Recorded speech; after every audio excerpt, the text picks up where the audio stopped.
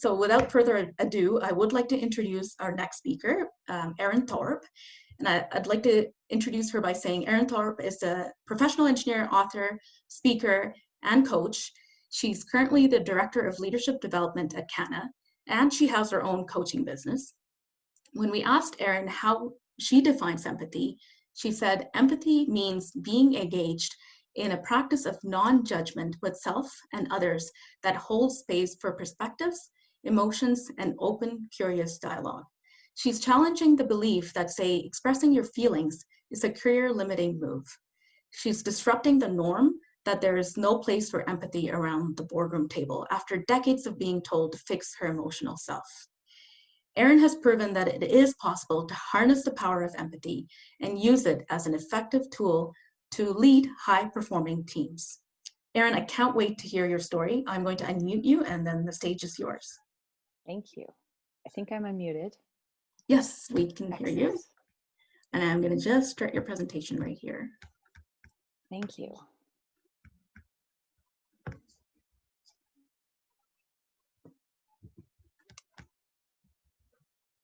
Wait for that to come up. Let me know when you can see it on the screen. Yes, we're good to go. All right, well, welcome everyone. This is a story tonight about how I discovered my greatest strength by understanding and reframing what I thought was my ultimate weakness. It's a story about empathy and how I believe it's our leadership superpower. As Gayatri said, my name is Erin Thorp, and this is my story. I've spent the last 2 decades working as an engineer in the construction industry.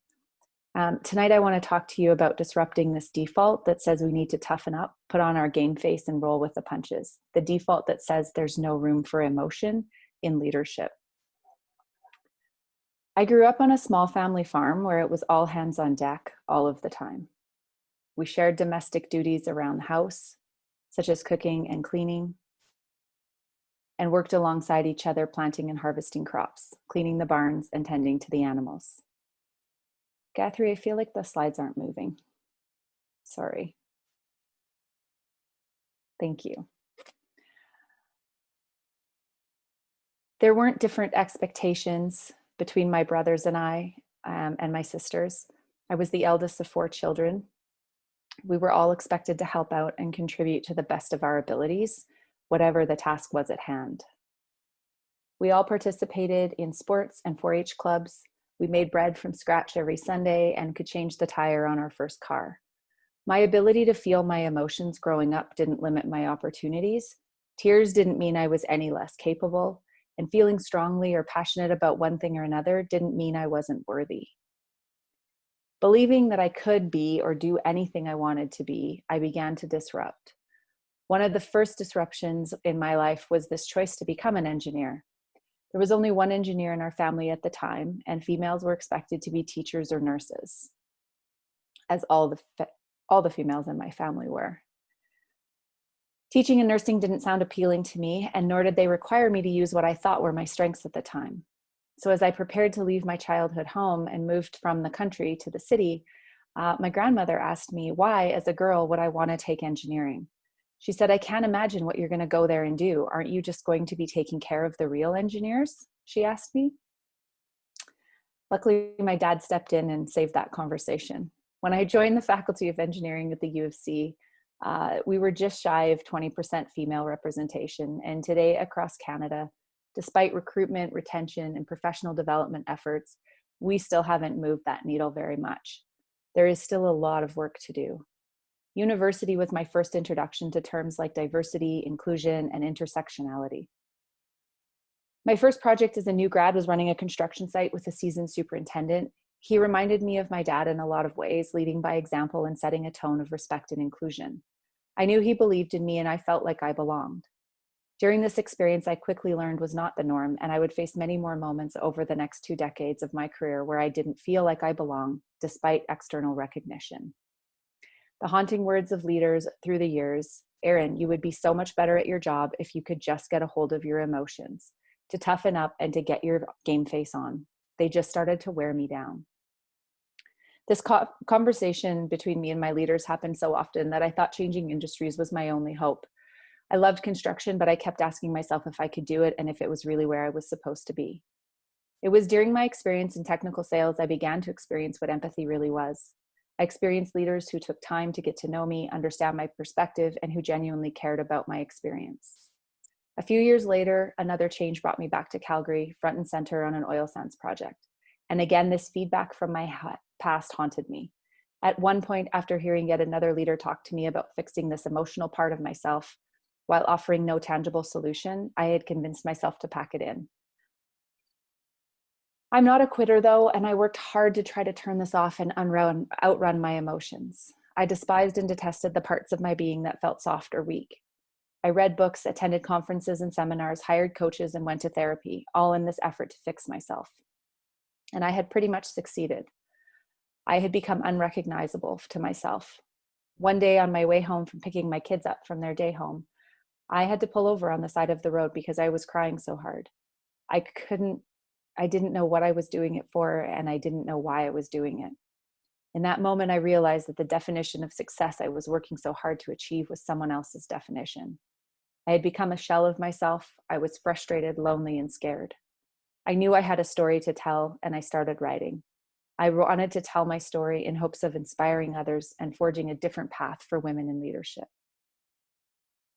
While I was sitting at yet another conference listening to senior leaders deliver similar messages about how there wasn't room for emotion in leadership, I just didn't believe it. I found myself feeling something that felt like anger, and I couldn't accept what I was hearing. I knew there was a different and a better way. The more I sat with that feeling, I discovered what I was feeling was a deep hunger and this desire to lead, combined with a knowing that I was simply misunderstood and not ineffective. I had experienced what empathy felt like as a team member, a daughter, and a spouse, and I knew what I had what it took to bring the power of empathy to my roles as a leader, a parent, and a spouse. And ironically, that superpower is that emotional side of me, the one I'd been trying to hide for so many years. Tapping into and understanding my own feelings along with those around me is what permits me to see, honor, and connect with others. And that's what empathy is to me. I'm sharing this with you today because I believe we are all leaders, even if we're just leading ourselves.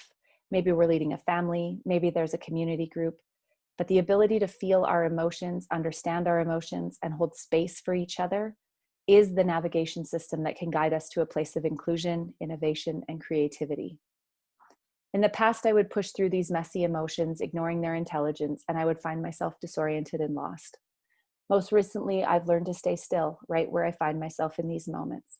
It's in feeling what's going on around me and others that I'm able to step into my own power. I now teach, coach, and mentor others to disrupt this default, knowing that there is room for empathy and leadership, and in fact, it's necessary. Thank you. Thank you so much, Erin. Thank you for sharing that. That was an incredible story. And I have been seeing comments come through as you were sharing. And I'd like to share with you the theme of strength is what people noticed about your story. And I can agree more. I think what you've displayed is a strength to be true to yourself, to listen to your inner voice that was guiding you, to really stick to your intuition and let that guide you. So I think the question I would have for you is, if somebody was just about to start out and recognized already the value of empathy in leadership, and a leader can be in any position, doesn't have to be an executive or a senior, but a leader can lead from any position. What would be the advice that you would give for them, for anyone that's just starting out, to figure out how to embed this practice of empathy in their life? So I really believe it starts inside first. It starts with a really good, hard, long look in the mirror. And I know as human beings, our natural tendency is to look outside of ourselves for these answers, and to look outside at situations and circumstances, or even other people, based on what we're experiencing. And what I know to be true is that all of that work starts inside. We can't practice empathy outside until we can practice it with ourselves. And I think that's one of the hardest places to practice it. Our inner voice, that inner committee, whatever name you have for it that you hear, it's pretty loud and pretty prevalent. Awesome. Thank you so much. Thank you so much for sharing your story. Thank you. Really feel honored to be able to hear that.